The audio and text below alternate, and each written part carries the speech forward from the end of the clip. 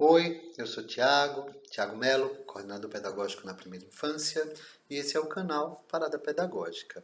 Eu atuo como coordenador em um centro de educação infantil na cidade de São Paulo.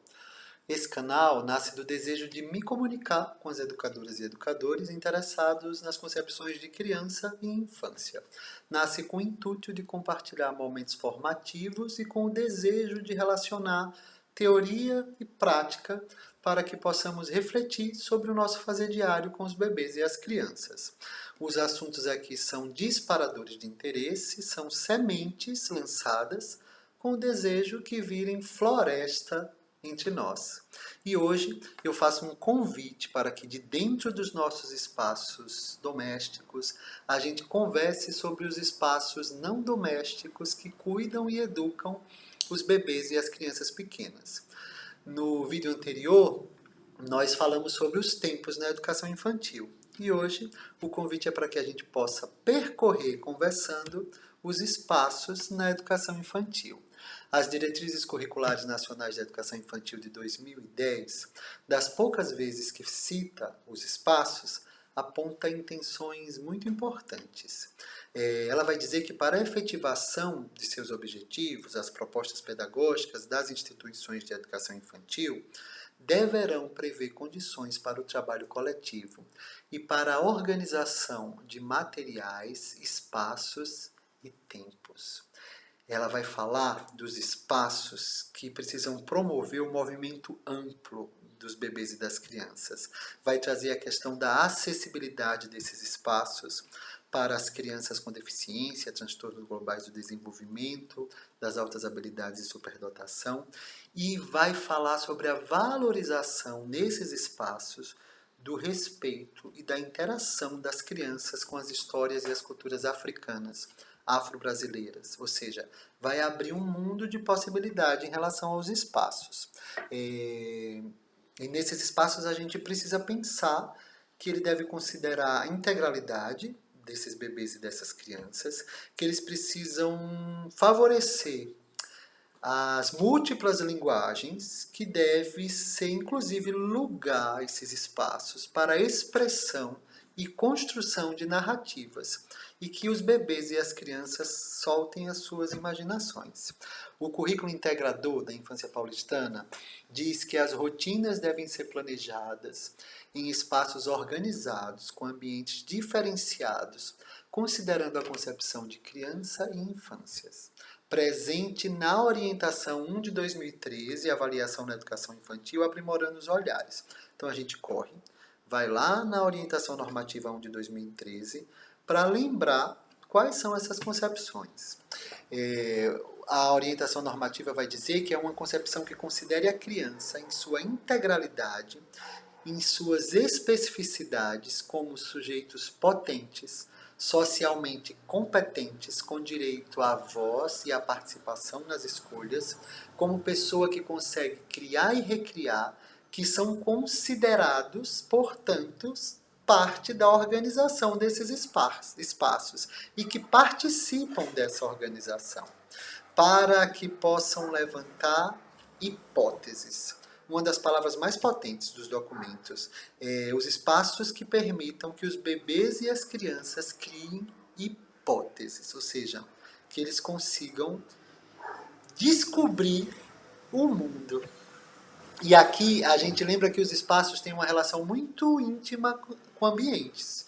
E ambiente é o conjunto de coisas do espaço e as relações que nele se estabelecem, os afetos, as relações interpessoais. Maria da Graça de Souza Hors, em seu livro Saberes, Cores, Sons e Aromas, a organização dos espaços na educação infantil, que só pelo título já nos diz muita coisa, diz que os espaços destinados às crianças pequenas deverão ser desafiadores e acolhedores, pois conseguem proporcionar interação entre elas e delas com os adultos, à medida que o adulto, o pai experiente, promoveu a descentralização de sua figura e que incentivou iniciativas infantis. E para ajudar a pensar, eu vou convidar vocês para que a gente possa fazer uma viagem, cada um para a sua unidade de trabalho, e imaginar, visualizar essa imagem, levando em consideração isso. São espaços desafiadores e acolhedores? Vamos viajar? Cada um vai na sua unidade e começa a visualizar esse espaço. A entrada dessa unidade é convidativa? Tem uma estética bonita? Parece ser um lugar confortável? É um lugar que a gente olha e enxerga as marcas infantis, as obras de arte dos bebês e das crianças? Ou é um lugar que tenta imitar a decoração de aniversário infantil? Eu sempre brinco. Se parecer mesa de aniversário de salão de festa, a gente precisa repensar.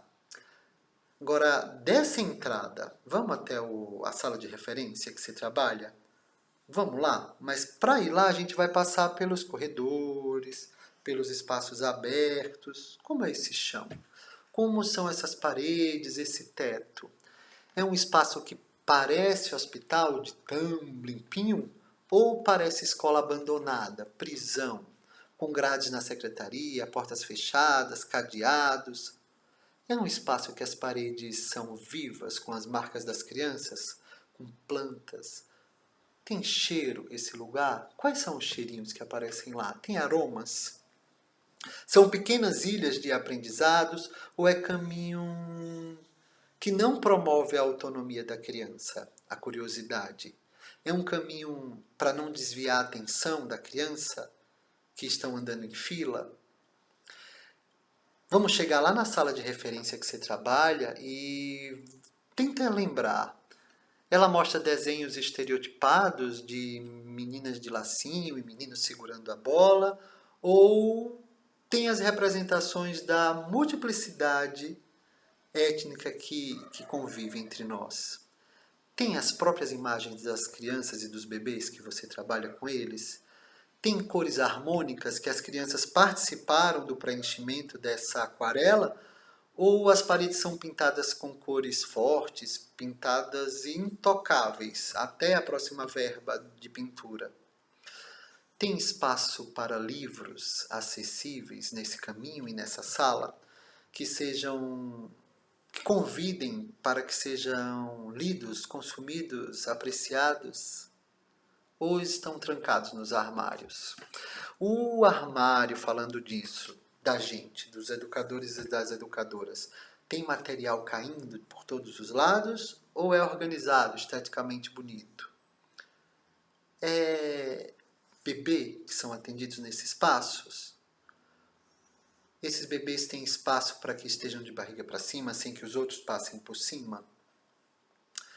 Ou eles estão presos em bebê confortos ou andadores? São bebês já maiores? Tem chão firme para que eles possam explorar o espaço? Tem barra para auxiliar os que já levantam? Esse espaço desafia e, ao mesmo tempo, dá aconchego para recolhimentos, momentos individuais ou até mesmo de descanso? A sala é já de crianças maiores, nela tem espaço para jogos quebra-cabeça, tabuleiro, tem espaço para jogos simbólicos, casinha, pista de carrinho, mini-mundo. Tem espaço para que eles possam se movimentar bastante com segurança, mas com desafios. Esses espaços permitem que eles se sintam maravilhados. Lá fora, vamos lá fora, tem espaço ensolarado e tem espaço coberto. Tem árvore.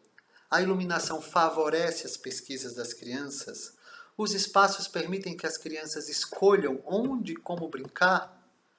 Esses espaços permitem que elas circulem com segurança. Elas reconhecem os espaços. Elas participam da organização desse espaço. Esses espaços promovem as interações dos bebês das crianças com os adultos, dos adultos com os adultos, com as crianças. Esses espaços permitem escolha das brincadeiras. E as crianças conseguem brincar sozinha, em pequenos grupos, em pares. Esse espaço oportuniza que meninas e meninos joguem bola, andem de carrinho, de motoca. Espaço para que as crianças, todas elas, brinquem juntas. Tem lugar de descanso lá fora?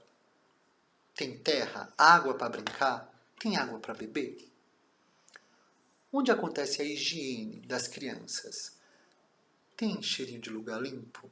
Promove a autonomia? O refeitório, vamos lá? Favorece um momento calmo para a alimentação ou é poluído, inclusive com poluição visual, com aquelas frutinhas sorrindo para as crianças? Os espaços permitem que os bebês e as crianças desfrutem da companhia dos seus familiares e responsáveis? E você? Nesses espaços, tem um espaço confortável de estudo? Para suas refeições? Para o seu descanso? Me conta. Como foi a viagem pela sua unidade? É bom esse exercício de olhar de fora, de olhar com o olho de investigador, de olhar e pensar, estamos oferecendo para nós, para a nossa comunidade escolar, para os nossos bebês, para nossas crianças, um espaço desafiador e acolhedor? Para a gente encerrar a nossa conversa hoje, o currículo da Cidade de Educação Infantil, quando vai falar dos espaços, vai lembrar que ele precisa entender, contemplar as concepções de criança, infância, educação, ensino e aprendizagem. Vai dizer que ele não é simplesmente um cenário na educação infantil, ele é parte integrante do currículo escolar. Ele é parceiro pedagógico, exerce papel de mediador nesse processo.